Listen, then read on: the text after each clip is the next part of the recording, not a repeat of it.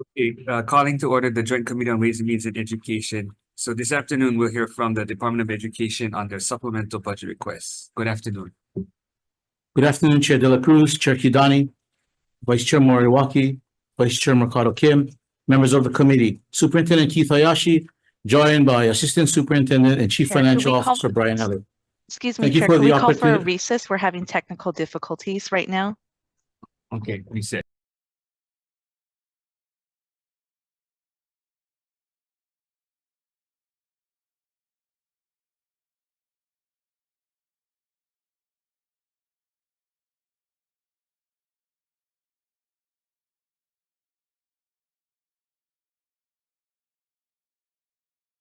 Meeting back to order.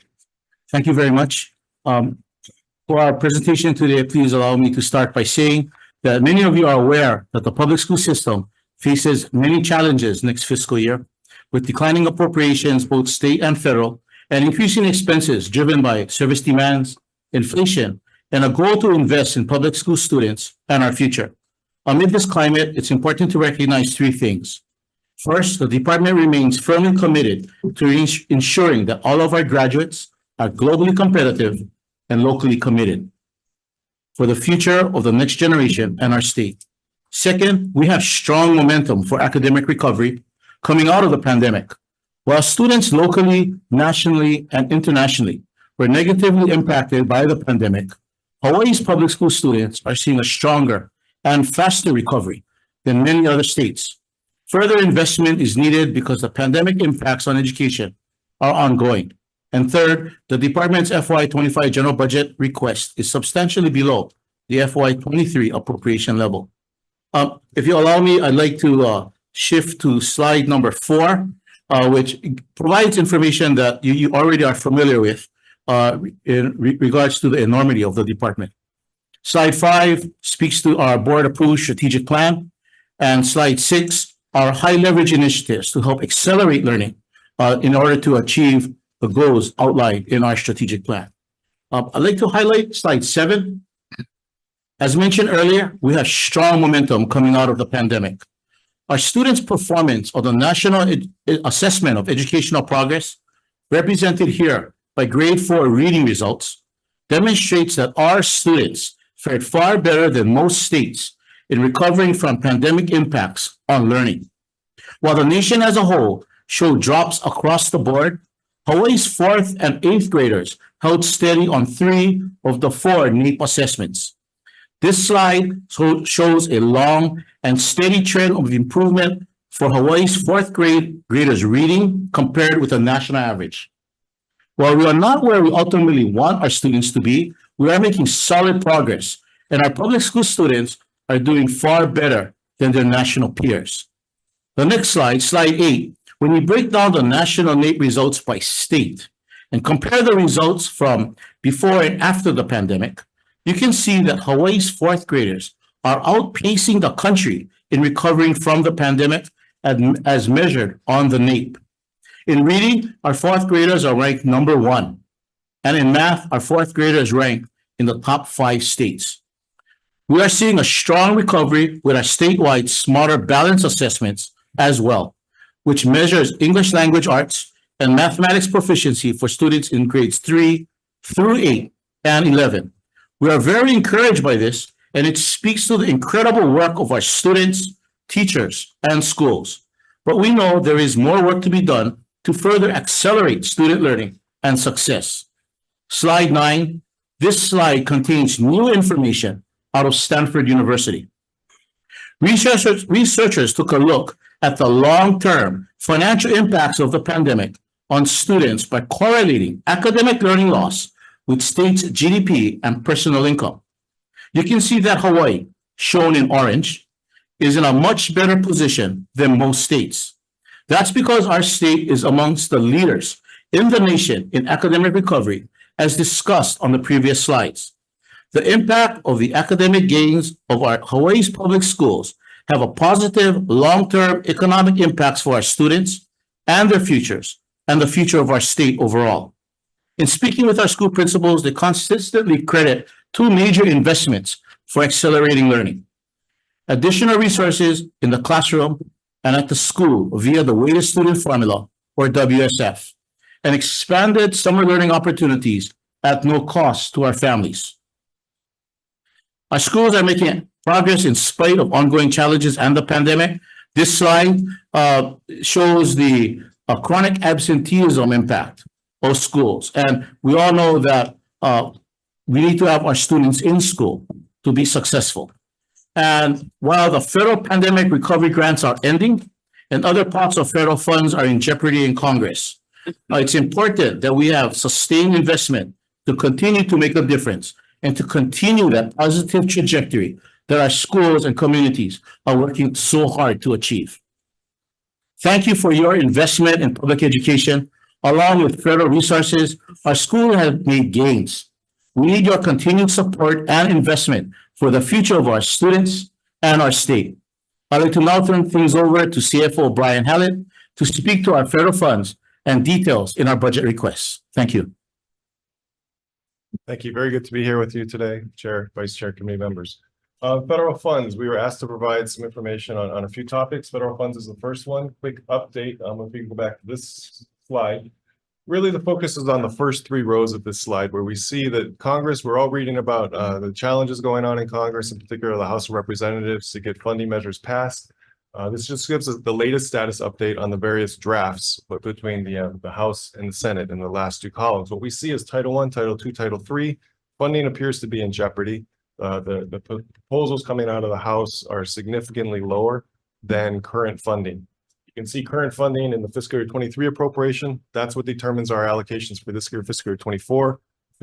Federal fiscal year 24 appropriations will determine funding for our fiscal year 25. Next slide. Just a report on how we're doing on our spending of COVID relief funds. We are on track. We should be fully expended. The actual lapse date is 9/30/2024. We are targeting to be essentially fully expended by June 30, 2024. Just a quick update. This was as of November 30. The as of December 31st report, that balance would show $129 million. So we are making progress, and we do expect some acceleration as we reach the end of this grant.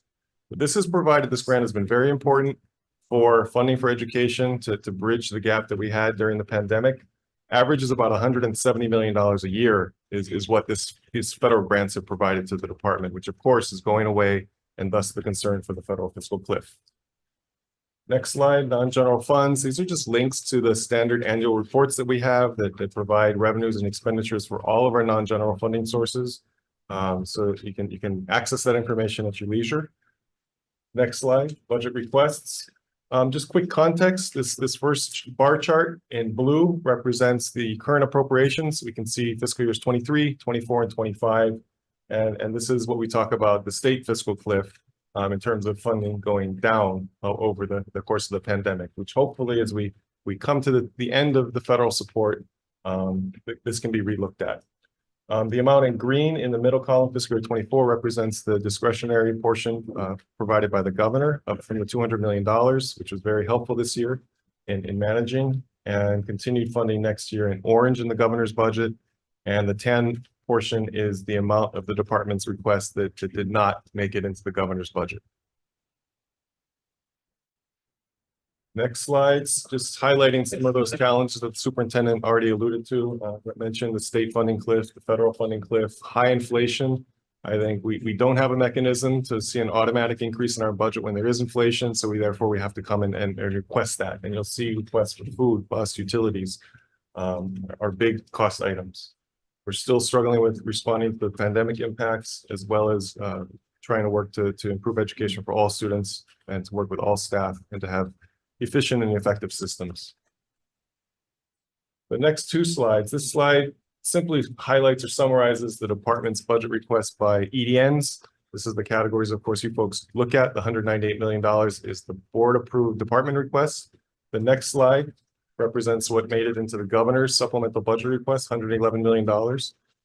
We'll just pause on this and say we are very, very grateful for what the governor has been able to secure or provide for in his supplemental budget. It provides for basic critical needs.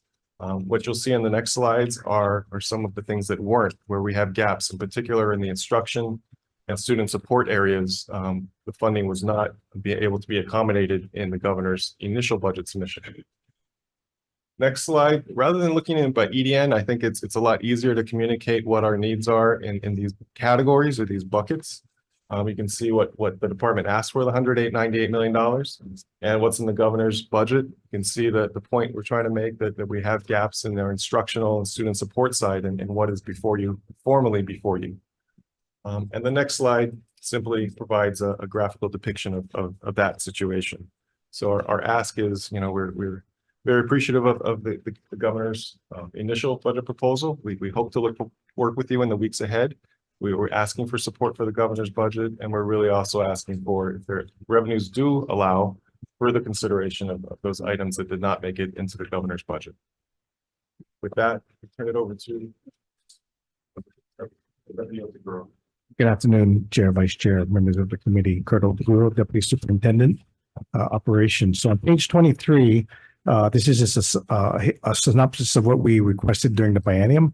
So the first 4 columns is what we started with, and the last 2 columns is what we got approved through the legislature. It's about 76% in the first fiscal year, and then 30% in the following fiscal year, which we're really appreciative of. If you turn to page 24, this is what we're requesting for this supplemental year. So really focus on the last column, which is fiscal year 25 in the supplement budget. You can see that what we requested was $273 million. The governor came back and recommended $85 million. So we're requesting $355 million, 770, of which approximately 40%, or the one line item for lump sum federal grant. Those are for 9 schools that service our military families. And that is a federal match. So we're very fortunate the federal government has provided appropriations for our schools there. Our match would be $36 million. The remaining lump sums are what we normally request for. So our regular health and safety, which was not funded this year, we do request deferred maintenance, and those are lump sum amounts that we do to fix emergencies and things that are less glamorous for CIP projects. The compliance for ADA, Title IX, those kinds of things. The Office of IT is simply a $2 million to continue to repair our bells and paging system, instruction over 2 schools for a classroom. And the last item of 42.7 is just a carryover of line items that the legislature approved for specific schools. So our request this year is $355 million. The top second line is project completion funds. So as a result of last year's session and not being able to receive that amount, we spoke to BNF and the governor to see if they would support the department's request, not on an ongoing basis, but to allow us to compensate for any shortfalls in projects already in progress. And so the governor was gracious with BNF to allow a $49 million appropriation request there. And so with that, just a couple of highlights. So those are the requests there. Currently, the department has approximately 560 active projects, valued at approximately $951 million in encumbrances. And the majority are the majority of the value of 648 are in the contracting phase. And then about $303 million is in either the planning and design phase. That is on top of what is really working efficiently is our job order contracting process with facilities asset management. We're processing over 2,900 projects as we speak. That's valued at approximately $352 million. So the department has been working hard on CIP projects. And that doesn't even count the 38,000 work orders that we process annually from the various schools to do the break and fix. So with that, we're happy to answer any questions. I'll turn it back over to the superintendent. Thank you. The department is excited about the future of education and moving beyond the pandemic. We are proud of the efforts of our teachers, administrators, and staff across our tri-level system who have propelled us to leading the nation in academic recovery. We look forward to building on that foundation with our high leverage initiatives to continue to move public education forward and to continue our positive trajectory. Thank you for the opportunity to share your continued support and investment in our students and their future and the future of our state overall. My team and I are standing by for any questions regarding our budget requests. Mahalo. Thank you. Members, questions? Let me ask the general, can I ask a general ahead. question? So Brian, you said that, you appreciate the governor's budget, only 76% got funded the first years and 30% the second year, right? Is that what you said? We And you want- appreciate the $111 million that does provide for many of our basic needs, of food plus utilities. And you want us to consider the budget that didn't get funded as well. Correct. So Okay, the so- governor's budget is 111 million of our 198 million. And the last point is that there's that gap. So having been a previous Ways and Means budget person, every department didn't get what they asked for. So how do you reconcile that we're gonna consider everybody? that didn't- Maybe a couple quick points. One is that we're starting in a sense behind the curve next year with over $100 million that we have this year in state funding that we don't have next year. And so that kind of puts into context the $198 million request. Over half of it is really to sustain what we're currently doing. We're also facing with high inflation, the pandemic impacts. That the impacts fall off everybody of else, ESSER right? funds. Correct. The underlying economy and this is a little bit of a tough one. Growth in state revenues. It is not just growth in state revenues. It is mirroring growth in cost, growth in the economy as well to an extent. Also, and inflation, of course, is a big driver in state revenues, and we're facing that inflation. It's creating headwind. And that's why, in part, why we need to come and ask for additional assistance. Right, but I think what we're asking to is how does each agency, each department, including UH, how do you guys look at what's going on and how do we find some of this revenue? How do we, generate revenue? And I know for DOE, it's a little bit different from UH, but there's areas in which, where can we cut? Where can we be more efficient? Stuff like that, instead of just saying, well, hope that you just consider our full ask. Because everybody wants us to consider their full ask, and there's no way we're going to be able to do that. So, what are the actual priorities that absolutely need to have that didn't go into the governor's budget? Would probably be a little bit better for us to be able to judge what it is we're going to end up giving, if in fact we do give. You don't go into the base though, right? You don't say, hey, these base programs that were added quite some time ago are no longer relevant or necessary. So let's use those, get rid of those programs and redirect those funds to some of these asks that you're asking for now. Because your presentation shows what you're asking for, but doesn't show that you had any review of previous programs that should be cut. I would suggest that in a biennium year is typically the year where there's more focus on the base budget. I'm not saying that we're not always looking. But 200 million is a big ask. So you would think that you would go through to And where you can and say, because if you showed us, look, we need 200 million. We go into the base, we can maybe do 50, 80, and then you're asking for the rest. At least it shows us that, okay, you tried your best to try to cover it within the base with programs that are no longer needed and funds can get redirected versus just asking for a supplemental. I think we've also looked at our federal funds and what's available there. Federal funds make up about 11% of our appropriation, and we always are looking to leverage whatever we have. There is some built-in review processes into our budget. It's been designed that way, and in large part in partnership with the legislature. Over half of our general fund budget, approximately half, is our weighted student formula budget. That is a budget where there's an internal process of reallocating funds to schools based on students and allowing schools to repurpose those funds. There's a lot of flexibility. We've also extended that into our But is special there too education much? areas. Maybe there's too much flexibility and maybe some, you gotta, when you prioritize, when it goes down to that level, certain schools maybe start spending on something that maybe not as important as what the department is saying should be the focus. Can I do an example? Sure. So, for example, the kindergarten assessments raised this concern last year, raised the concern even before you folks implemented, to say spend $1 million on a one-time assessment. Now, I don't know if this is reoccurring on your part, and that, we should amend the law and tried to do that, but we went and expended it, and teachers were not, had some concerns and some complaints about it. The Hawaiian population had concerns about it. And so now we have bills coming in to repeal that. But again, looking at these things, that was never the intent to have this huge assessment. It was to see whether or not kids entering kindergarten went to preschool. It was simple as that. But no, I don't want to hear about defending the program. I want to know if you folks are looking at these things and some of the concerns the legislature raises to where you might be able to find funds. And if you're doing this proactively. Thank you for the question, Senator. We are, your specific question to the kindergarten readiness assessment. This is the first year we've implemented. And the feedback, and I'm not defending it, but the feedback we are getting from the field is that we are getting information and data. And should you have any questions, we can have Deputy Yes, Armstrong $1 follow. million worth, it's going to cost us to get that kind of data, which was never the intent.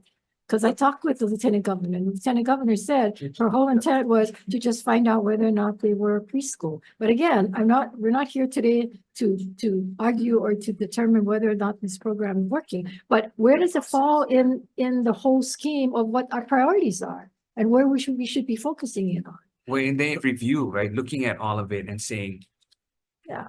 these base programs previously, or these programs or tests or whatever the case, maybe not relevant in today's time and space. And it doesn't fit where you and the board are moving anyway.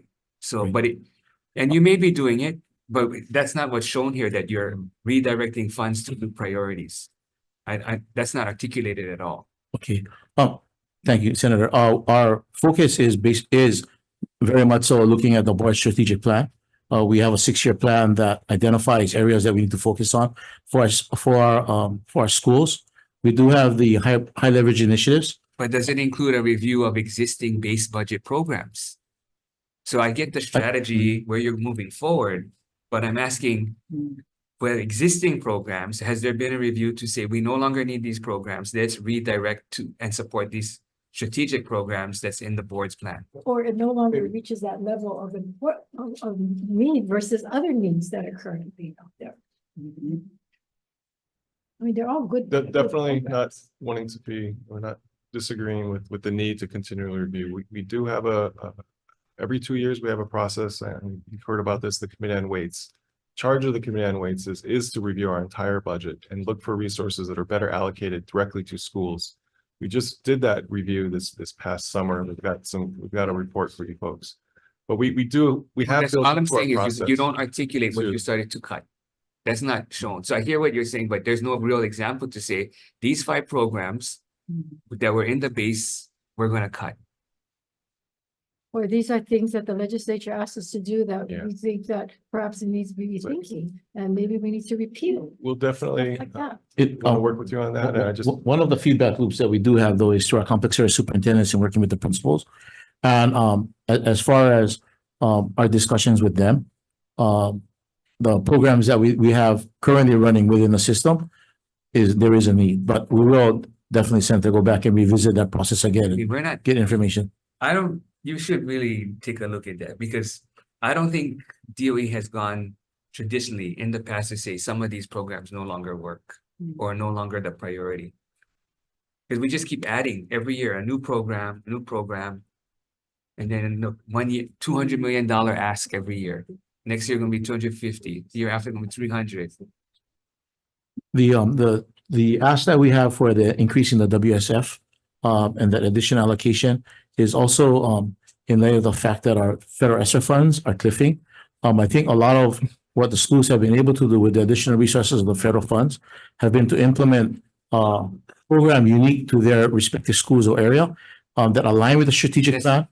And also I think those resources and the decisions that were made by schools definitely add to our academic recovery. So what do you we mean want by to align or to actually reach the goals of the strategic plan? reach the goals of the strategic plan, and I can give an example if you like me to real quick, is that so in for example, in elementary schools, when schools are aligned to standard and we looking at supporting our most vulnerable students, schools implement a form of what's called small group instruction. And so you have the classroom teacher in the class, but also we use student data to be able to differentiate groups of students. So one student may be working with the classroom teacher.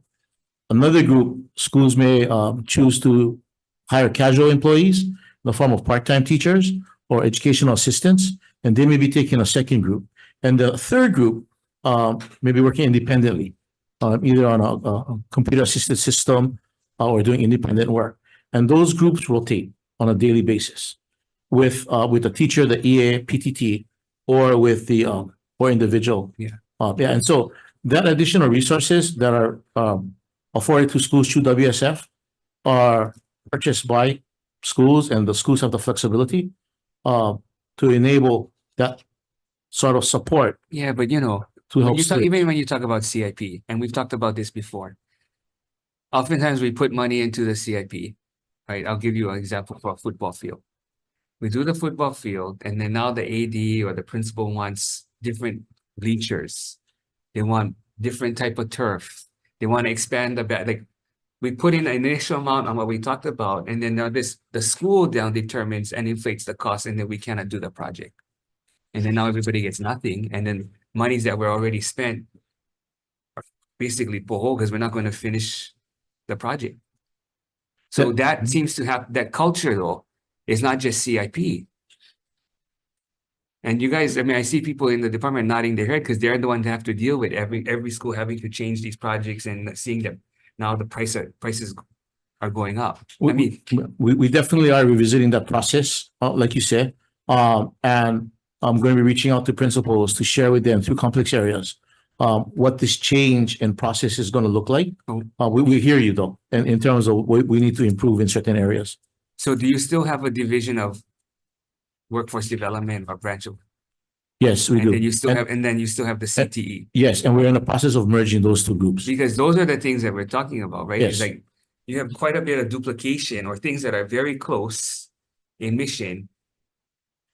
Currently, the CT or branch works out of Office of Curriculum Instruction and Design, and they're primarily tasked to engage with the standards in each of the respective pathways, which they've done. Also, to work with industry partners.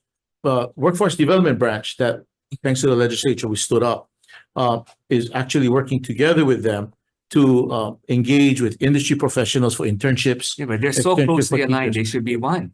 I agree with you 100%, and we're in the process of doing that. Yes, So that's where I think a total review of those type of things has to occur. And then you ask us, okay, we tried to reduce, we've consolidated, we've got rid of programs that were in the base that are no longer relevant. We redirected those funds, and then here's what's left for our needs. We still need, if you guys can help, if the legislature can consider those. I don't hear the first part. okay. So Deputy Cha?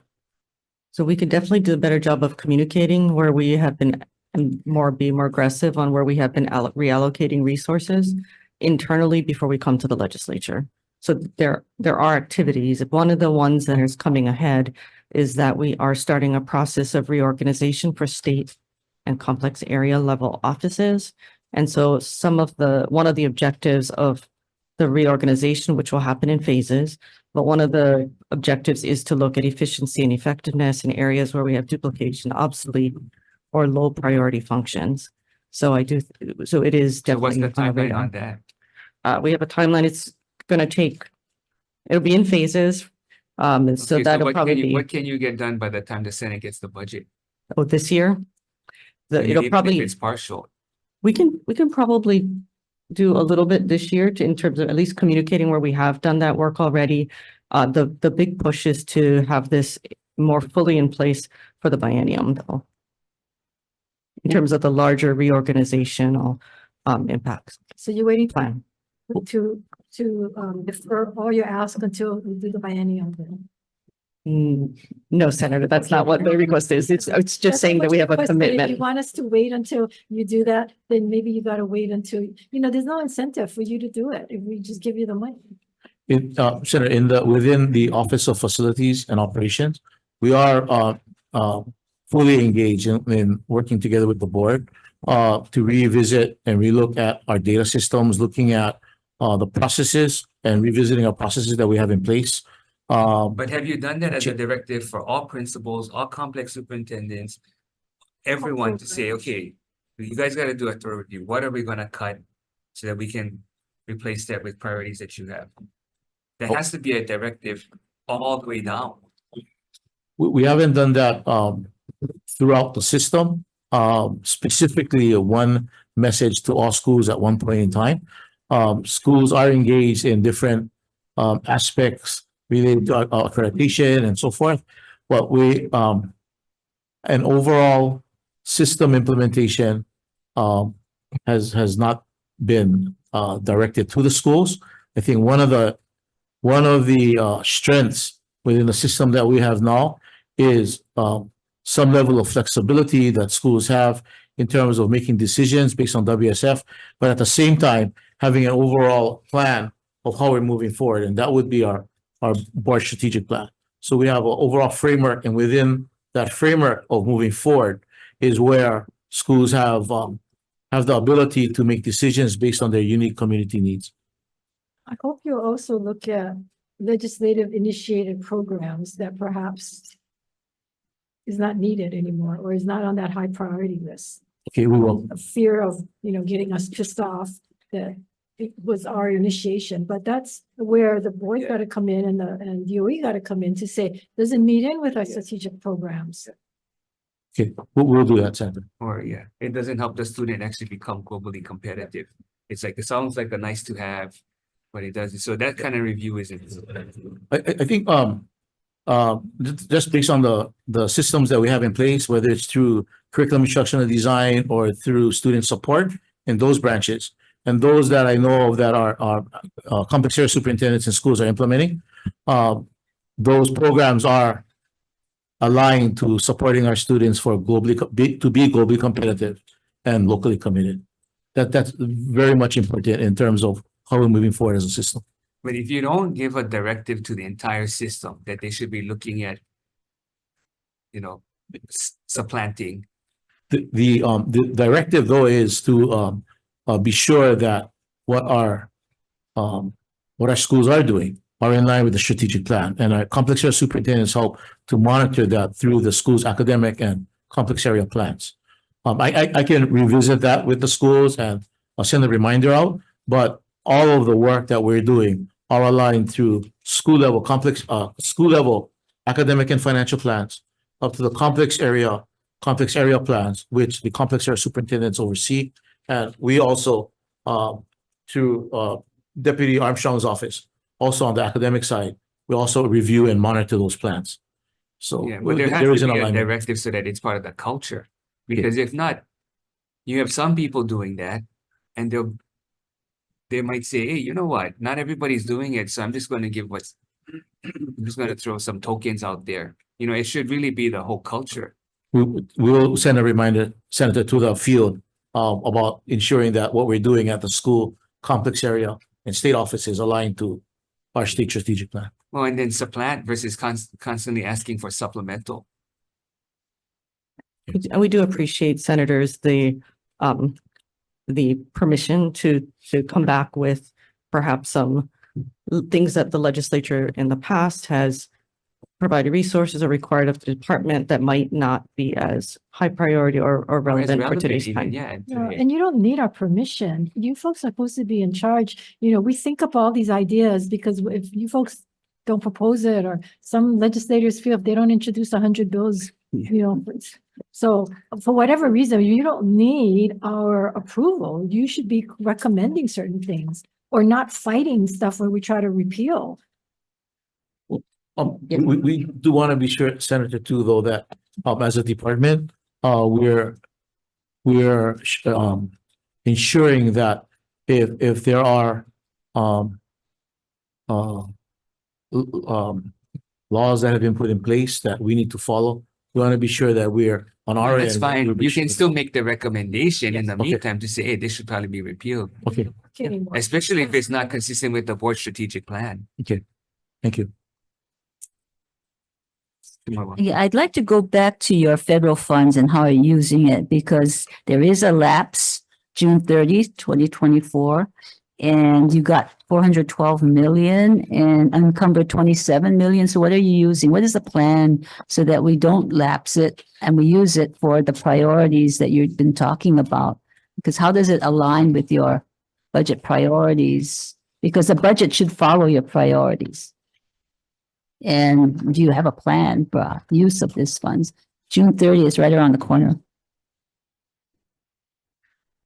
Sorry, are you referring to the operating federal funds or The federal funds, the ESSER funds, the ESSER? that has to, yeah, that's it's going to lapse June 30 from your chart on page, well, we have page. 13. Okay. Yeah, this is the chart that shows that over the 4 years of the pandemic, which started in fiscal year 2021, that a total of $689 million have been allocated. Federal funds have been allocated, of which we're down to the last grant, the ESSER 3 grant, which was the largest. It was 412 million, and of which in reality we have $129 million left. So this has all been fully allocated. There was a state's plan that was submitted to the federal government and reviewed, and I think it was informed in large part by input from the legislature as well. There were proposals that came out of the legislature, and a lot of that was incorporated into that final plan. One of the big pieces was allocation of funds to support complex areas, of which I believe it's about 159 million of those funds were allocated directly to complex areas so that they could then, based on their community's unique needs, best purpose those funds. A lot of our systems are based on flexibility and delegation of flexible funds so that each of the respective complex areas. So what is you say you have a balance of 144 million. What is the plan for, you say you allocated it, but is it just lump sum to each of the district? What are you doing with the balance that you have to spend by the June 30? Yeah. So I believe there is a link there in that slide, which will show, we have a monthly report that breaks it down. There are a couple dozen programs in which these funds are distributed. It's been supported. And are they aligned with your vision and your strategic plan? How are they being spent so that we're using the money to the best advantage? Thank you, thank you, Senator, for the question. I'll ask Deputy Armstrong, who works directly with the complex area superintendents and helping to manage the ESSER funds, share some of the ways in which our schools are using those funds to help them at the school level. So complex areas are using their ESSER funds to buy their viable curriculums. They're also using the funds to provide additional SEL and mental health supports. Well, do you have a breakdown of the 144? Yes. Can we have that report? Is it? And which page is the link? Because I Where can't. is- It's on the slide with that you're referring to. There's a bit link to it, but we will also provide to explain.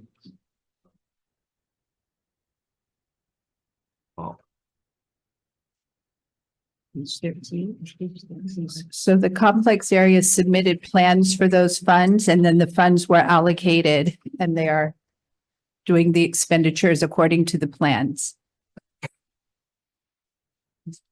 So where is the breakdown of the balance that you need to spend? So if we scroll to the bottom of that report is. No, IT doesn't let us, Oh, so that report is Have access comprehensive to of it. all the federal Okay. ESSER funds we have, and so the ESSER 3 allocation would be towards the bottom of that report. And that's where you can see the $144 million. That would be as of the November 30 report. We have a new report up on that site as of December 31st, which would show $129 million of balance. A good amount of that money is still with the complex areas, as Deputy was speaking to. How are the complex areas using those funds, leveraging those funds to align with the strategic plan? So do you have a report on how the funds were actually used? Yes, we do. So we have a report of how we use your ESSER funds and align to your strategic objective. So we have a report that explains how all those funds have been used. It's embedded on a webpage we maintain for all of ESSER funds. And one of the challenges is we've evolved through the pandemic. Initially, it was to shut down schools, to shift to distance learning, and then it was a lot of fiscal maintenance, or as we sustained cuts to our base budget. A lot of the funds went to just maintain current operations. But currently with the last batch, the 412 million of ESSER funds, that's what's left, and that's what we have a few more months to spend down. Yes, we do have reports that we can provide. One of the challenges. That's what I'm asking is, so you're asking for state funds. You need to look at what you're doing now. You also have federal funds. How do you integrate that? Because the money should follow your programs or your strategic objectives. And I don't see the alignment there, because the money should follow what you're trying to get at. So what do you have that? Do you have a report that says these are our objectives? This is where we're spending the money, state and federal. So This is how your we- report should show the expense and how that expense relates to which part of the strategic plan. I think that's what she's asking. So as you give us the expenditures, where's the connection to the strategic plan? These meet strategic plan. We Part have one, reports that can right? show the linkages, and when the complex areas got their funds, we had different categories in which they could receive those I'd like funds. to So see that kind of well, report. we can provide that. I think that at Bitly, when we can get to it and provide you the hard copy and perhaps follow up with further conversation on that. And Senator, if I may, coming out of the pandemic, when came back to in-person learning, we bucketed our focus for the system. This was prior to the approval of the strategic plan, was in 4 major areas. One was healthy habits, healthy schools, action-oriented data decision-making, effective instructional practices, and responsive capacity building. So those 4 areas, when we talk about helping to refocus the schools on pandemic recovery, those are the 4 areas that schools are focused on. And through that process, the strategic plan, the board created the strategic plan together with community input.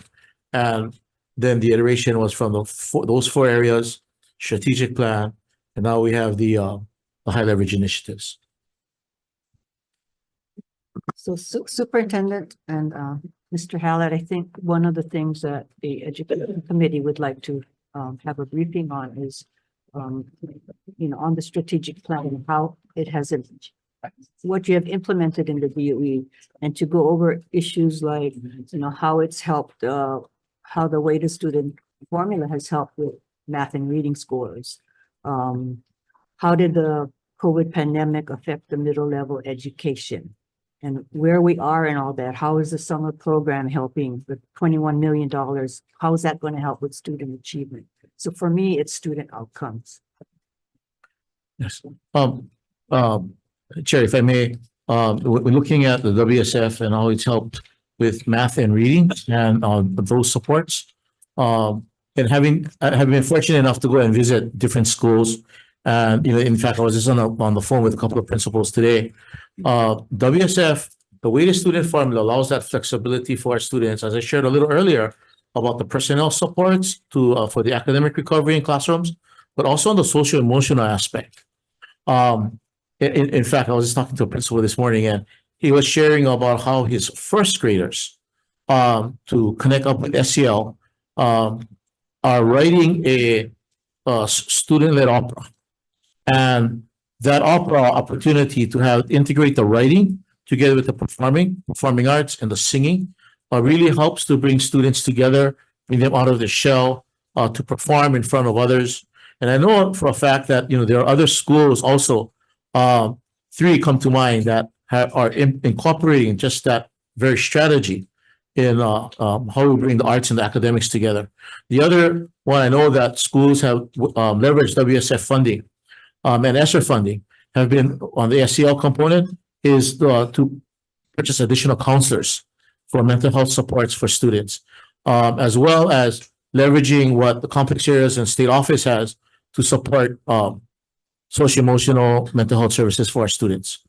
And I think all of that together has contributed to the positive trajectory that we have coming out of the pandemic. So middle level education, you had asked about what about COVID and middle level education? Definitely, we know that that's a priority for us. That's a high leverage initiative. We know that middle level, I think back to my middle level days, it's very challenging for our students. And I think COVID really exacerbated the challenges that our middle level students face. We've engaged with different kinds of supports not only for our students, but for our staff. All of our middle schools are members now of the Association of Middle Level Educators. We've held middle level conferences on each of the counties. Hawaii Island was just finished, I think, on Tuesday, and Oahu's coming next. But it's an opportunity for us to bring our educators together, middle level educators, to revisit middle level philosophy and what are the research-based best practices to support our middle level students. Some of our asks are more specific, other than WSF, relate to middle level athletics, and those programs that help support students in after school programs also at the middle level. We're finding that we need to continue to engage our middle level students, not only while they're in school, but in after school programs. Which is really important. And, we can keep them, when we keep them in school, we can not only get them involved in the athletics, but other kinds of counseling supports, after school tutorial supports, and continue to engage our middle level students, which we're looking at. Traditionally, it's grades 6 through 8, but to the middle level focus, we're actually going 5 through 10 to support middle level education. So those are some of the areas that we're kind of focusing in on to be sure that it aligns to the board strategic plan, and we continue that positive trajectory for our students. Thank you. Chair, if you also, Deputy Armstrong can speak to the summer learning that. No, also mentioned. why don't we go to table 6? Okay. Because that's where you can explain to us why you need those budget items. That's page 42. So these are all the items that the department is asking us to fund this year. So the first one is ROTC instructor for Wana High School.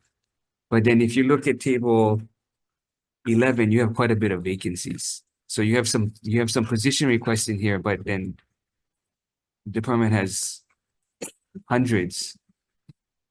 The GROTC program, Brian, correct me if I'm wrong. I believe that it is a match with the respective branch. If I'm not thinking back to my days at Waipahu, it is the Army or the military branch also puts up, they contribute half of the position, and the department contributes the other half. Yeah, so why can't you take that from your vacancy list? Those funds So are. yeah, this request is for just one FTE to support the JROTC Yeah, program. but look at how many The vacancies you got. vacancies, there are a number of vacancies, and at any point in time, there'll always be a large number of vacancies. I think we try to provide some context as to what are some of the reasons many or most of these are under recruitment. But there's always a churn of You've people got a lot coming in of and out of the positions, you can department. re-describe the positions so that you can get all of these positions within the ones that are vacant that you don't need. Because you've got hundreds of vacancies. And I just would add, just because a position is vacant, it is an indication it's not needed. Yeah, but it's gonna But if be, you're not filling it, it's. Especially the and ones you're that have been asking for vacant more for a long funding, I time. think that's part of the issue. It's like, you can't fill it. We haven't been able to fill it, but still asking for more funding. okay, next, Okay. pay increases. EABP pay increases. So you have here for pay increases for educational assistants and vice principals, 18,377,674. So why isn't this part of a collective bargaining deal, or this is just in the supplementary request like this? We did work through together with the respective union to work on the increases. The educational assistance was at an area where a direct instruction and supports to students in the school in the classroom. My question was, because when we did the pay differential for the teachers, the decompression, that was a bill. And that included the increases. This is just adding it to the budget. My How did, recollection is the $32.5 million was handled as a line item through the budget no, bill. when we did the decompression? And then the decompression funding was also a line item. And the department went following the session and worked out with the union exactly how to implement. Because Oh, most it's- collective bargaining agreements are bills, so. Oh, we can get back to you, Senator, on So that. you guys, what? What was the history of this item?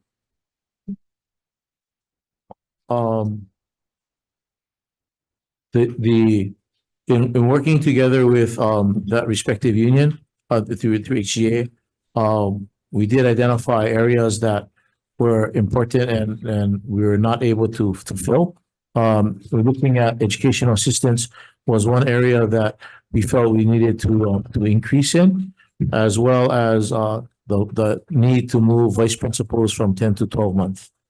And so, through discussions, that's how that occurred. So what's the breakdown of the 18 million for vice principals versus EAs? I believe.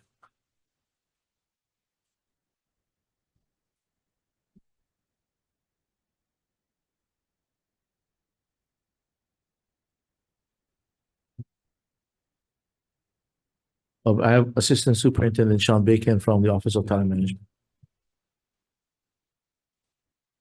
Thank you for the question, Senator. So for the educational assistance for fiscal year 24, it's approximately 4.5 million. And then for the vice principals fiscal year 24, approximately 8.4 million.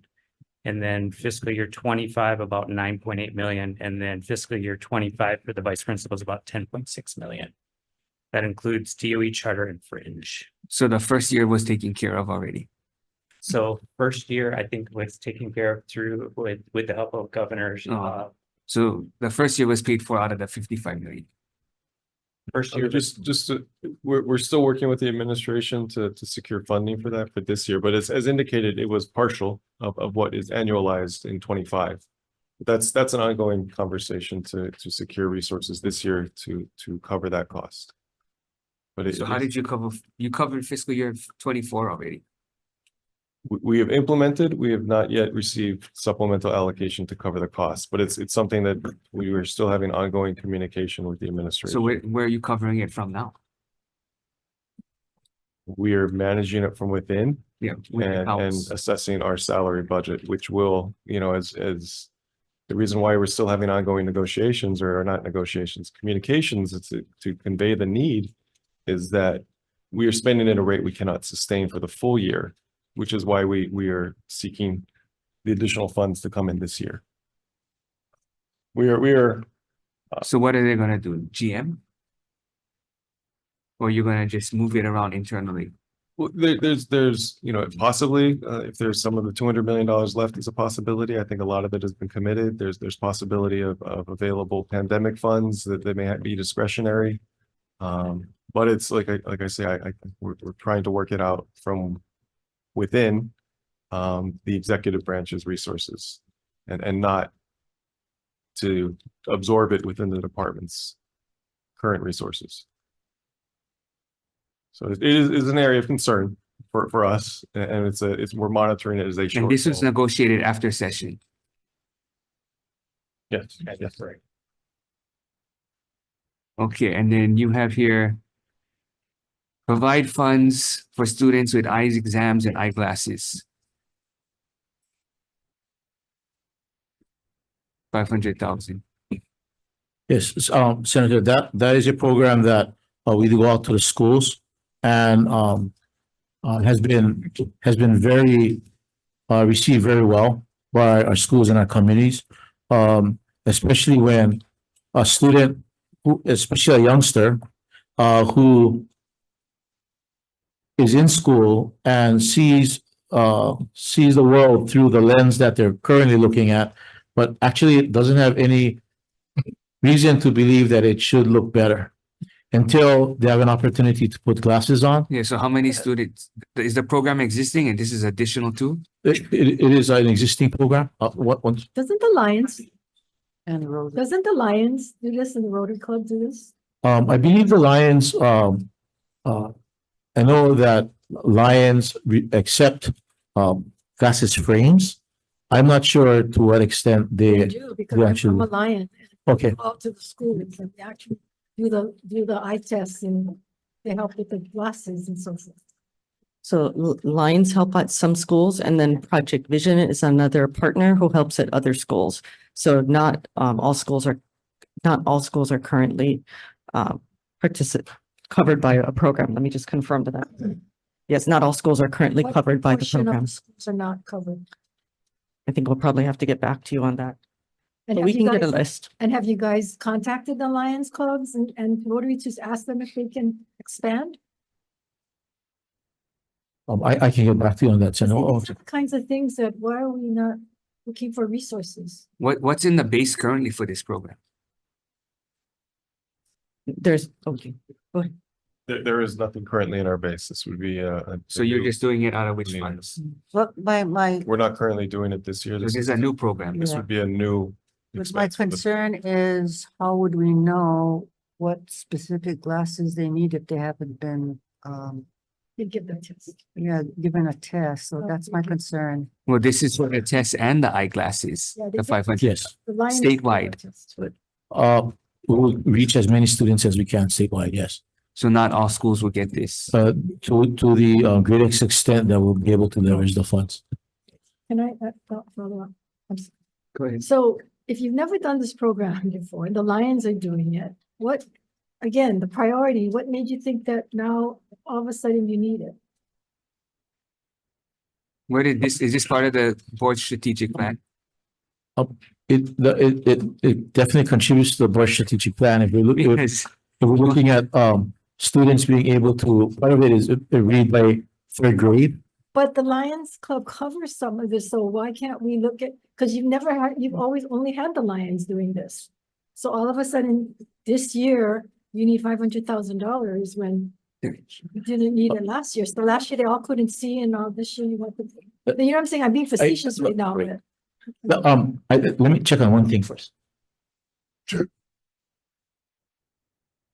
I have a problem. Oh, you know what? Why don't you work on this? We'll ask a separate question in the meantime. Okay, thank you. Yeah, no, so I mean, the follow-up question would be, how is the school going to determine, the eye doctor, or whatever, a lot of these kids who need it maybe are already receiving public assistance and their parents can do it on themselves and take them, but just have not. So how are you going to determine that at the school level Who, yeah, without getting the parents' consent to give them this eye exam and then determine what's the kind of glasses they need? You're not following this. because some students may be on the program that it already covers the expense. That's what it sounds like. So how do you? And then how does this 500,000 weave into that? Sure. Secretary Favela. You know what I don't understand? What is the need for the DOE to do this? Because every year, let me explain myself, because I'm part of Project Vision, because I used to be the Lions Club president, and we did all the Leeward Coast with Lions Sam Fisk. We not only get donations from all the glasses in the community, but we also give the test. And so, like, say if a student, like how Senator De La Cruz said, there's a kid that needs it, they reach out to the principal reach out to us. We have somebody from within the Lions Club, Project Vision, to pay for the glasses. So I'm not understanding, I don't know how long the Lions been around, 600 million years. Why would we want now to take taxpayers' money, 500,000, when we can enhance the program by co-supporting the Lions Club? Because our machine that we would end up getting is $2,500. Every year, we got to get it calibrated. Yeah, so we share with the other Lions Club to use it, because you get young children, when you put it on there, it calibrates the eyes, saying they will need it or not. And that's how we end up determined. So when we give this teacher or the principal the names that failed, then we go through the program. And the reason why I'm saying this is because that's what we do for even kids that never went to Project Vision. A principal would call the Lions Club and say, hey, I have these students, is equity, challenge, but they cannot see the chalkboard. Can we help them out? So what we do is we connect the parent because of privacy laws, which you guys would run into too. We connect with them to get the kid expedited glasses to a person, the Lions Club International pays for it, or individual schools will go to an optometrist that will be part of our system that gives free. So Project Vision, we have a doctor on call on there. Most of the time they donate their services. So Kapolei used to have one, Waipahu. So on the leeward side, I don't know anywhere else. From Pearl City to Akaha, that's what we covered. And at one time, we covered every single pre-K to elementary school from Waipahu to Nanakuli. And a majority of our students on the leeward side is challenged. So we do follow the protocols, contact the parent. Now, mind you, even when the parent do not respond, the school continue to move on so that we can make sure that the kid has the glasses, because that's part of the mission of the Lions Club. Yeah. So that's why I don't understand what I need. I mean, maybe you did. I don't know. I never hear him. I came late. Sorry. But I don't know why all of a sudden it's a need for the DOE to take a role that they never had played when there's other roles that you guys need to fill in the gaps. Well, what's the 500,000 for? Is it for partnerships, or you guys are actually going to establish programs on your own? I mean, It would be to work with partners and contracting services. So we appreciate. that's not what the justification says, though, It doesn't say contract or partnership. I apologize for the lack of clarity. This is not to stand up the program within, it would be to either go out with a contract. This because the Partners, Contract.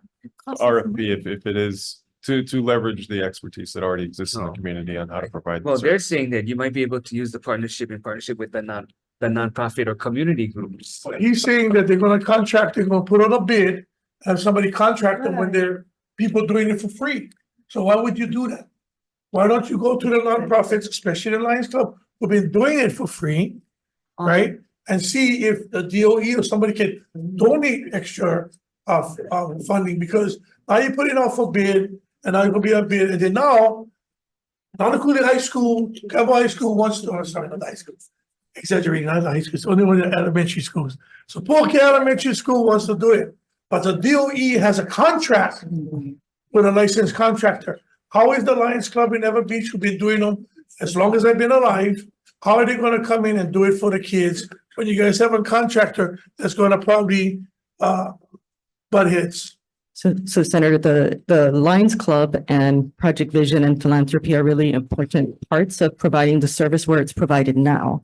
There are some schools where the volunteers and donor funds don't cover this service. So we're really looking here to fill the gaps. We can also reach out to see if those Lions Club and such would be able to cover, but sometimes we have certain communities where that resource is not Yeah, available. and just to. So you have a specific list already? We'll get the list of where we have I services just and where wanted we to don't. clarify though that, our Rotary Club and some Lions Club, they only go to elementary schools. That's what this is. This only Yeah. So I'm not sure. That's the 500,000. The focus of this would be for lower incomes. I don't think we're grade specific. We're not.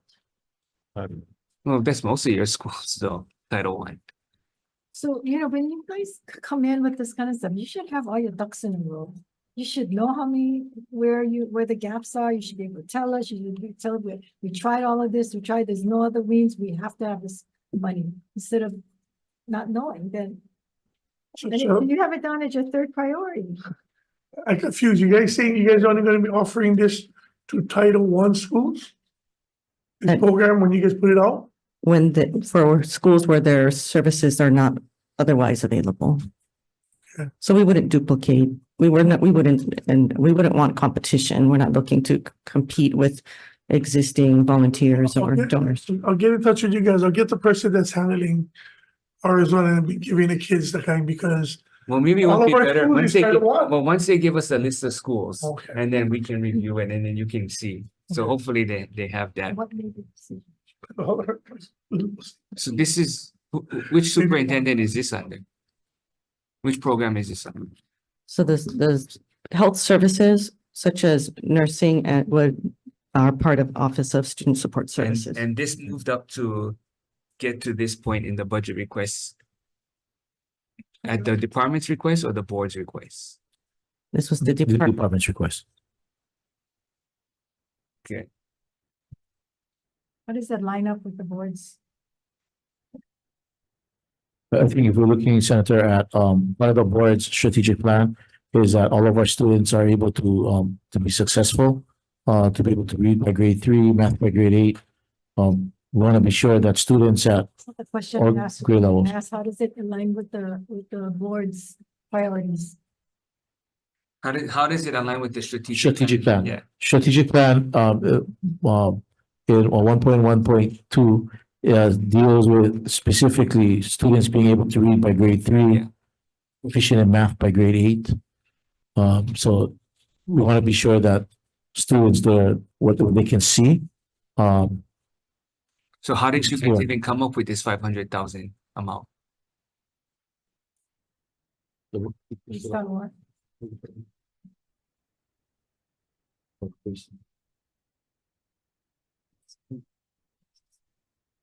So we'll come back to you with that, with the response. Okay, Yeah, but, okay, no, sorry. why don't we move on then? Okay, workforce, you have another item here, $10 million. Workers' comp benefits.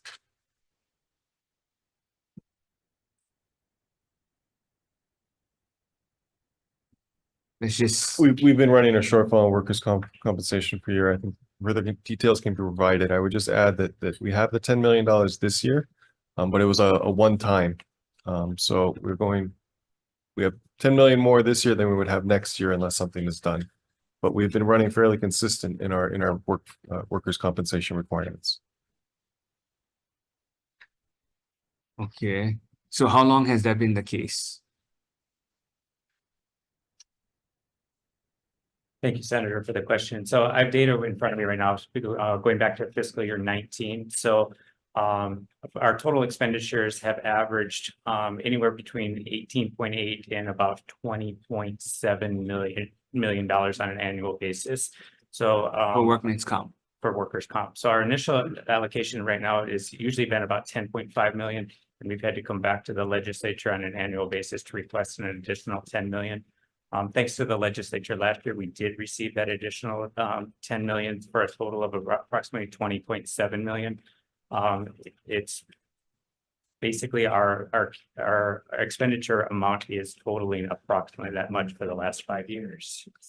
The cases that we are opening and the cases that we are closing, we are actually on an annual basis closing more cases than we are opening, but the expenditures still are remaining somewhat consistent. We're seeing increases in drug prices and other types of things for some of our workers' comp cases.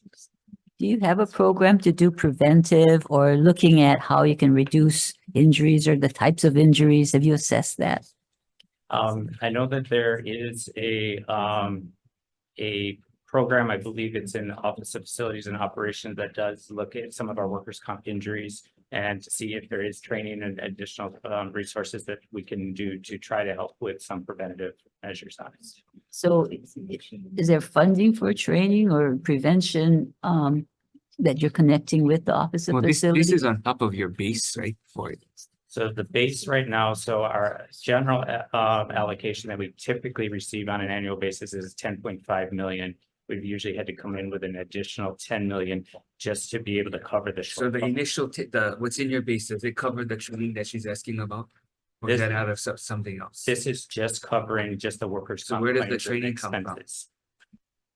Where's the money for the training? I'd have to look into that one. I don't know the answer off the top of my head. So your costs are really 20 million then, right? So how are you reducing it? Is it going to be escalating? Are you doing anything to prevent injuries, knowing where all the injuries are coming from? Yeah, so I mean, approximately on an annual basis, there's approximately about 2,700 active cases that the department's working on at any one time. But over the last 4 years, we have been able to close more cases than we have had opened. Chair. I get a question. So when you guys say you guys are closing more cases, or I know the DOE, you gotta be out for so many years and one day for workman's comp, and the person that get a pinky injury stays out the maximum time and it comes back work for a week and goes back for the same injury. Are you guys investigating that? And the So, negligence on the worker? Because to give you an example, I'm not gonna say what school, but you guys already know. But anyway, a custodian outside of his room of work was messing around with a battery from the golf cart. That's not his purview. It awked, hit him in his eye, he's on workman's comp. So now, even if you guys try to do something, the union steps in and still say, you guys gotta do his workman's comp, even though he did it on his break, not on work time, but was on school campus. See, these are the things that we paying out to what Senator Moriwaki saying, that it's kind of escalating because they know they can stay out to a long period of time. So when I was in the labor union, I will give you an example.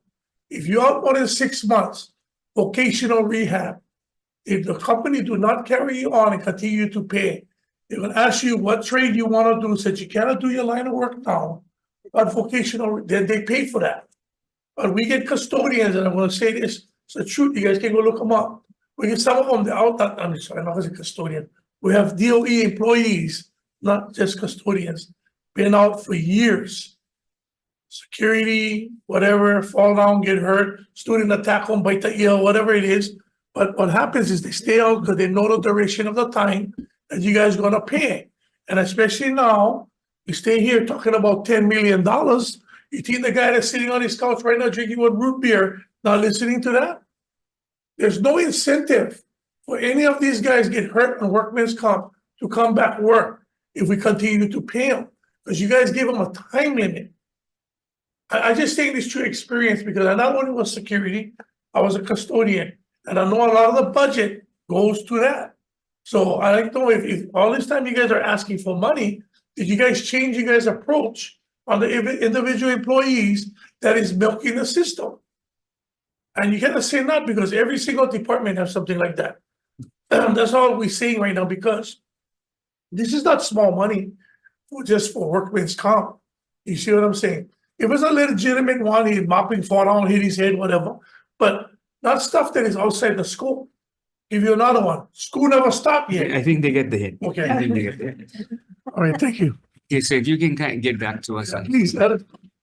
Okay, why don't we take the next couple all in one? So you have speech language pathology services 1.3, applied behavior and analysis to implement statutory requirements 2.7, trauma informed sensitive school personnel development 400,000.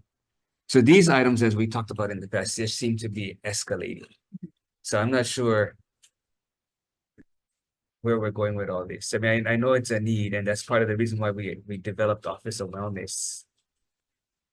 I can go through each one. So the first one, it's the add funds for work-based learning for students with disabilities. And that's absolutely an equity issue. And we're absolutely appreciative of Act 164, which provided 3.6 million, but for fiscal year 24 only. And this allows high schools to offer work-based learning opportunities for our students with special needs, which is a huge need. Okay, so this is based on the statute. Yes. And we're requesting that funding continue. With the current funding, we currently have 15 schools as part of the initial project. We want to go to cohort 2 the following year with another 15 schools, and then cohort 3 with 10 schools, and that would cover all of our high schools. Okay, so the first year, what was in the budget for it? 3.6 million. Oh, I see. So the Senate draft last year had the rest of them. You're not gonna do the rest all at once. Correct. Okay. You're gonna do it now in 3 phases. Yes. Okay. Okay, the language pathology. I have speech pathology, and that's to keep up with the current rate. We don't have as many speech pathologists as we need, so we have to contract out for the services. But the And- contracting is mainland firms or local? Because I'm not, you know, Right. It's both. Oh, both. We have been able to actually access some telehealth as well, for those students where it is. I'm just local. hoping that when we know that some of these things are gonna be ongoing, right? Mm-hmm. If we're building a local workforce and making sure that we're hiring as many local contractors, but we have to support building that workforce instead of constantly like other departments just doing the RFP and we're responding to having only mainland contractors. Correct. And we're also working with UH. We just entered into an agreement with them to train 6 SLPs who would be committed to stay with us. Right now, we're at a 20% vacancy rate. So we are looking at building internally our staff, yes. So eventually this contract worker is gonna go to in-house. We hope so. That's the plan. So this is something that we just not gonna get away from though. Correct. It's all required by the federal government and indicated on each individual educational program for special education. Okay. Applied behavior analysis. We to meet the requirements of the qualifications, we currently don't have enough ABA personnel in-house. We are establishing we have established many training programs. However, in the interim, we do contract out for these services. And again, these So services similar are situation. required through the student's IEP. So what's the current workforce internally? We have 100 filled behavior tech positions and 9 behavior analyst positions. That doesn't meet our need. We also contract with, So what is it, by complex and they go to the schools in the complex, or is it all like State Department and then they're deployed? they go to the complex area. So behavior analysts are hired by the complex area complex area team. The behavior techs are actually at the school level under the complex area assigned to students. Sure. Just a follow-up on the first one that you talked about for the speech, and you said it's a federal, how much does the federal, I know special education is federally protected or mandated for us to protect our children, but how much does the feds give on these programs now in the schools? our On the IDEA. special education? Our total IDEA budget, which are federal funds for special education is, It's about 41 million. Yeah. For excess costs, but that act is maybe 20% funded at the federal level. Thank you. Thank you, Chair. Okay, so these seem like ongoing needs, right? And I don't know how they necessarily fit with the strategic plan, but it's not like you can not do them. and they all align with the strategic plan because it's providing equitable services for students with disabilities. Yeah, so I just want to go reiterate, what are some of the other programs in the base that you think, okay, are not as relevant as some of these? Okay, and then you have the one position, next, you have did I skip one? Oh, Just trauma one informed. question on some of these. If the feds are requiring it of you, do they give you funding for this so that there is some kind of support on the federal requirements? We have IDEA funding, but that only covers a portion of Like what how we, much is that for that some of was the these equitable? 41 million. So what's the percentage? Like, Covers about 20. so, The Act, IDEA, Individuals with Disabilities Act, is only funded at about, I want to say 18 or 20% at the federal level. So- That means from the original promise, like when Congress initially passed, there was a commitment that Congress had made to fund 40% of the cost. They never intended to fully fund the costs. It was a mandate to states. But it is a percentage of what you're spending so that it's not a set amount, so that at least it escalates as your needs escalate. No, it's based on a funding formula, based on student count and a couple other variables. Okay, and I guess this last one, this is what you guys So, explained. Senator, may I add one point? I mean, you had asked about the strategic plan. So for, Deputy had shared about the equity issue. For our strategic plan, the desired outcome 1.1.4, all student groups will perform equally well academically and show continued academic growth irrespective of background and circumstance. Yeah, but I'm just saying that these seem like,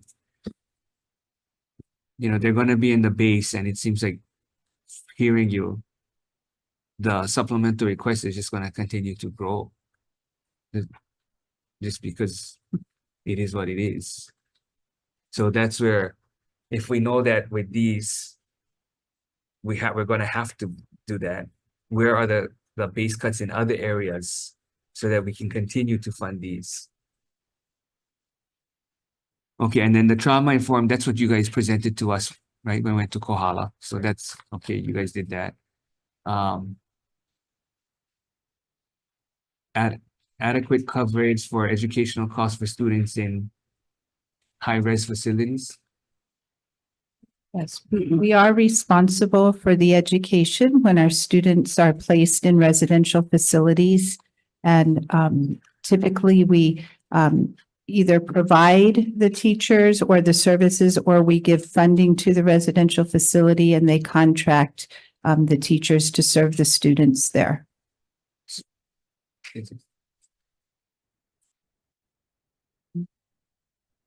Is this like the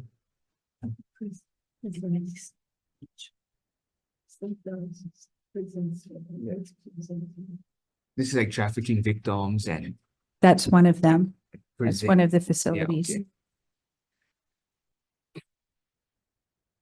I mean, unfortunately, this seems like an area that is going to end up growing too. So, okay, and the last one, I'll just reiterate the vacancy. Because you're adding one. Talk about vacancies, or you want to wait till this is on? How many? Why don't we just go by the page so we can finish? Okay. Because you guys have. Okay, and then you have shortfalls for food service, 21 million.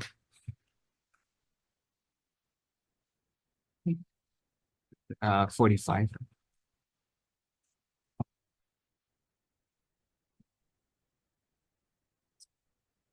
Who's gonna talk about that?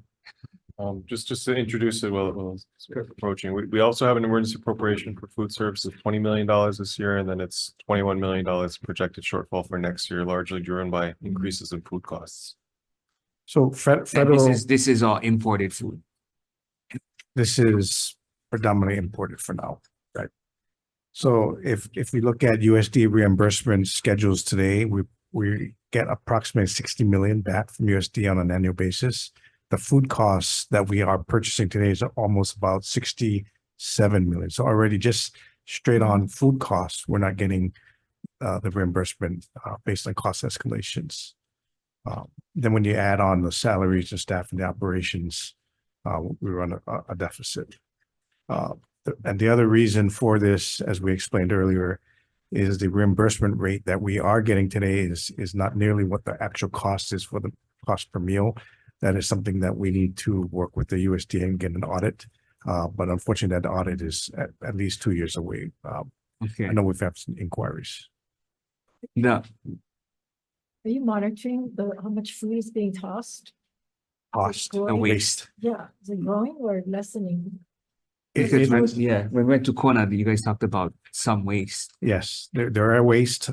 This is an area that working with superintendent's blessings to look at the entire food operation. It needs to be run as a business. We do have a farm to table individual now that's going to help us on the food side to keep better track of our expenses. Right, and food that students will eat, because no use putting food that they're going to just throw away. That's correct. And so the longer term vision, I don't have a solution right now. The longer term vision is obviously to get to a regional type of menu setting so that we actually serve the kinds of things that the kids want, as well as complying with the USDA nutrition values. each school? Different areas, as you know, eat different things.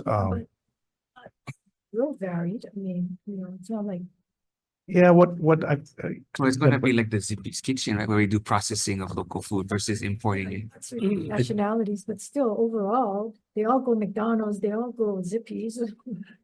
Thanks, Senator. We do want to be sure that all of our students are eating nutritious lunches and breakfast that they want to eat and they clean their plate. We definitely are working in that area. Related to the perhaps a little difference in the palate of one community to another. We want to be sure we take that into consideration also, so that No, I understand, students are but I'm eating. just saying that students pretty much have similar likes, even though they may have some cultural likes, but you can't answer to every individual type. So, what universally accepted, like I said, they all eat hamburgers, they all eat pizza. I mean, pretty much. Yeah, but that's So- not healthy. No, but I'm just saying that they can find healthy things that Oh, are yeah. more across the board. right? So, what Senator Kim is talking about, and then this is what was been coming up in the communities. Healthy stuff. Every community, like you said, right? But if we're not starting in the elementary or pre-K, training or teaching the kids to eat healthy, they will continue to waste. And like, again, I don't like to tell you guys where I came from, but I was a custodian at Campbell, and they threw away every single salad, every single orange. Take a drink of the juice, throw them away, don't even take the milk, put the milk on the side. If there's a good food, they're gonna eat all the main course, but still toss the rest. So that's what I'm saying. I mean, I understand we wanna do it Okay, well, you have a consultant to help you We determine. are working with different individuals, Senator, to be sure that we can get to the point. Yeah, Where- but basically what I'm saying is futuristic wise, we need to educate our students to eat well, young. Yes. Even though they don't get the same meal at home, because we cannot afford it at home. When they come to school, this is good for you, nutritious. Don't just put them on their plate and then they're looking at me, I don't eat this at home. Well, I'm gonna eat them, but they need to be, learned like anything else, how to eat healthy. Because when we go places, I don't like to eat rice, because why? I learn not to eat rice because it's not good for me, right? But the diet soda not good too, but that's okay. Okay, Senator, we The agree. main thing, though- Actually, it's educating families too. Yes. Yeah. well, the 21 million, we want to try to see if we can come up with a plan to buy as much local as possible. Yes, most definitely. Okay, next one. You guys are adding, you're adding funds. You have an existing budget for night security and active threat response. How much is the existing amount? This has become an ongoing issue at any given moment, as you know. The schools don't have How sufficient. much is funding. in the existing? amount? So this year we are appropriated $4 million, but on a one-time basis to help assist with the night So next year security. is double. We're seeking $8 million next year. There's also And why did it go double? active shooter response training. There are a number of challenges, Senator, that as we move forward. Yeah, so Oh. what's the overall plan here?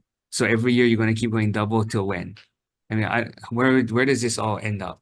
Is it this the final ask that you want 8 million in the base and that's gonna 8 million more in the base? A lot of schools want 24/7 type of guard, security guard. That's a short-term answer. The So long-term what's the answer plan is, so that we can see where this is all I think the headed? plan is to look at security cameras and having centralized monitoring on an ongoing basis. That way we don't need physical security there. We can virtually monitor, and then when necessary, then deploy HPD, sheriffs, or some other thing. This is an inefficient way to do it. It's an immediate solution since we have immediate issues, but this is not the long-term plan. But have you realized that even with the cameras, you gotta hire somebody to monitor 24/7? Centralized. Well, yeah, but that's the problem we had with HPD. We put cameras in the parks and they refused because they said they don't have the manpower to watch the cameras. And then the time it takes to get somebody from finally seeing it on the camera down to where they need to go. There's a lag time, a big lag time. So those are all the things. So before we embark on a program, you got to make sure that it's, because the city did that. We put cameras in the parks and then we ended up, can't use them because why? The police wouldn't monitor them. They couldn't get there in time. And so we wasted all that money and then people broke it. They went and they busted all the cameras. So before we do that and spend all that money, and then you come in that you didn't know, I'm putting you on notice now. So what is the strategic plan? Well, you have Because- two items, right? You have the 8 million and then the next item is the 10 million for security too. That's locks, security locks, active shooter locks. So I agree with you, Senator. We're going to work with the new Department of Law Enforcement to come up with a plan for the state. Maybe you guys can do an info briefing on subject matter about this. Yeah, but how did you come up with the funds? That's the thing. You guys don't have a formulated plan, but you guys come up with monies. And it goes into your budget, to your base fund, and then it disappears, and then we don't know what happened to that money. Maybe you can present the overall plan with where we're headed on this. That's what I know. Is any of this increase due to more schools are coming online with night security?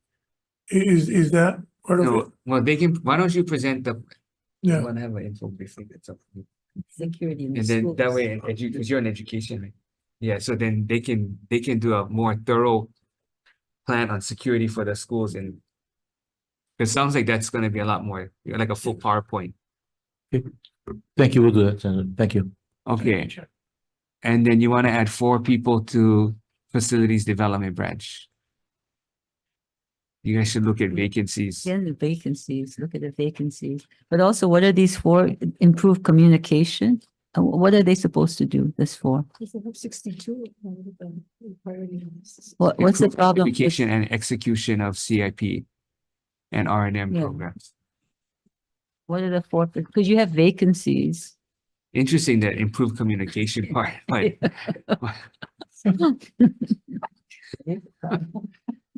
So we'll come back and relook at the vacancies, but in essence, what we've realized is the ability to communicate not only to the legislature on projects, but back to our schools. We need to do a better job interacting with our principals and the whatever- existing yeah. staff cannot communicate with the schools.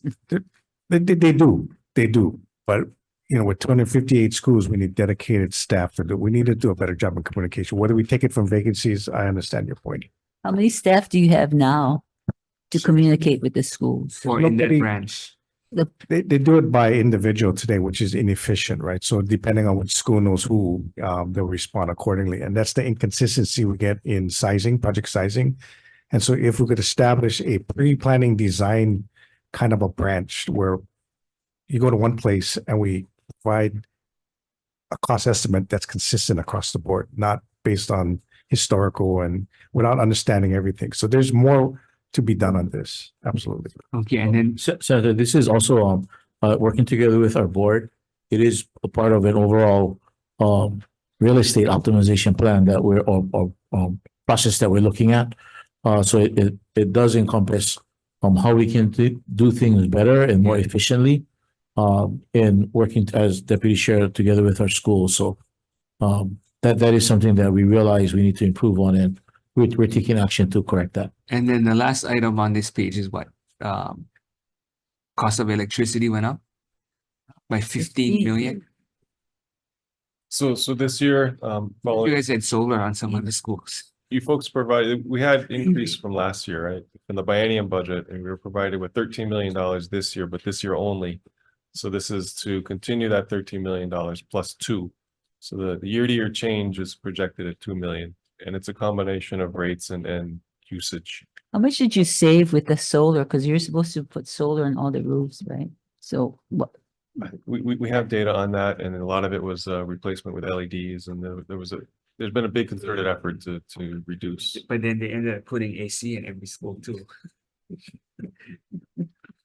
So I should have noted when I presented that in the links, there's references that we have a lot more details to every one of these line items linked into the back of the presentation, but we will follow up with you on. Okay. And then soil mitigation, Big Island schools, 1.5 million. It's another continued funding for ongoing work. We have funding this year. We don't have resources for next year. So this is gonna be an ongoing thing, or this? My understanding, Senator, that it is a health and safety issue for our schools. You know, It will be an ongoing thing as we uncover soil issues. So as we do projects, they will construct and they will dig and they will find issues for remediation.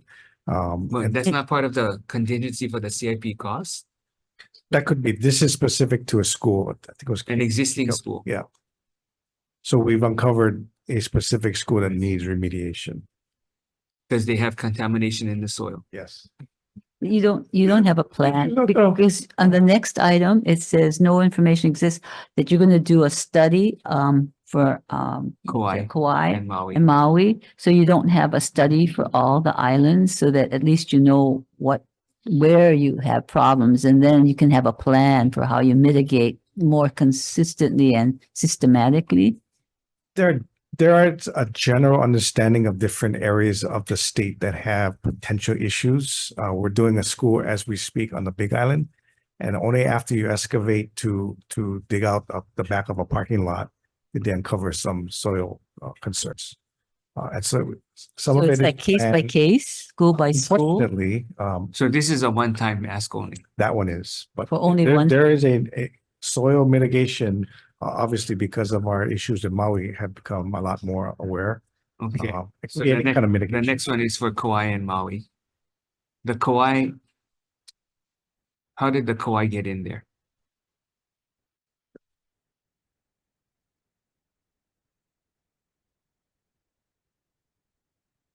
That's the burnt down teacher housing that Elaine was talking about.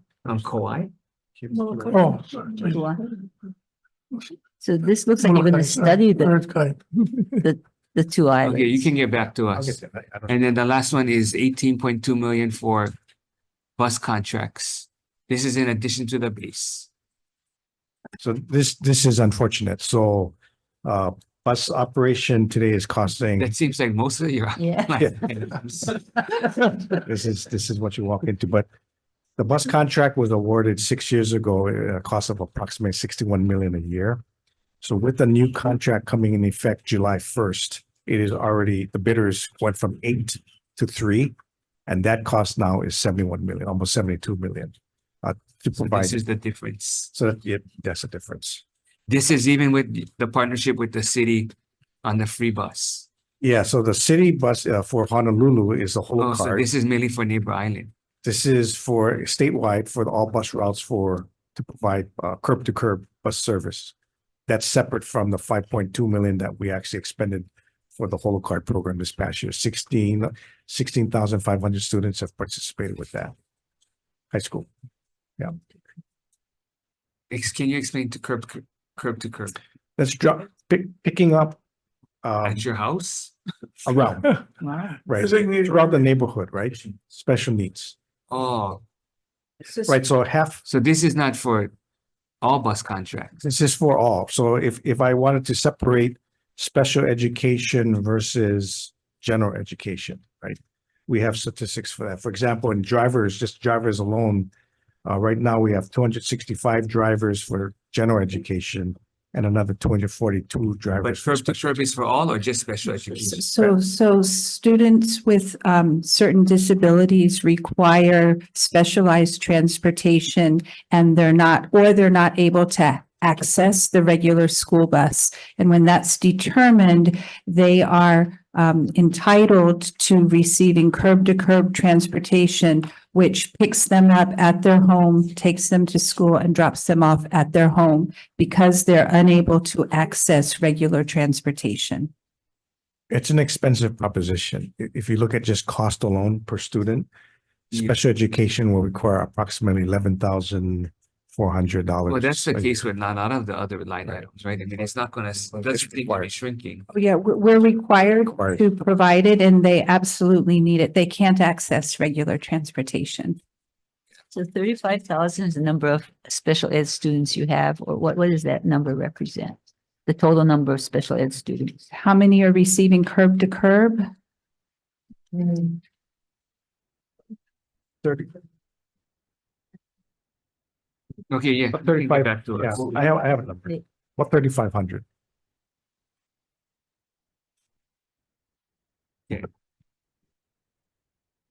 Hopefully with your land utilization plan, if you do a combination of reviewing base budget programs that should no longer be in the base, You get some cost savings there to redirect. And with the land utilization plan, you bring in additional revenue. Then that should cover some of the costs. And then at that point, we can discuss what's left. That doesn't seem like that's gonna be the case this session, but hopefully next session. Any other questions? I have a question on the increase for students who are handicapped, Which table? the one we just talked about. So my question is, I don't know what the total number is that we're spending now, but the ADA requires transportation to and from school for our students. Do the students, if their parents take them, is that a requirement that they can get reimbursed for it if the parents take them? Rather than Yes. us using a bus service for one child that needs to be, you know what I'm saying? Does it allow in the federal funding or Hawaii funding, whatever? We are allowed to do mileage reimbursement to parents. Not all parents are able to participate in that, though. Correct, but what I'm asking is, are all parents informed that this is available, that they can be reimbursed? No, you can get back to us. Yeah. In lieu of taking the bus. Correct. I can answer that now, that's not a standard practice. So it's only upon asking or request from the parent. Correct, or if we were unable to provide that bus service.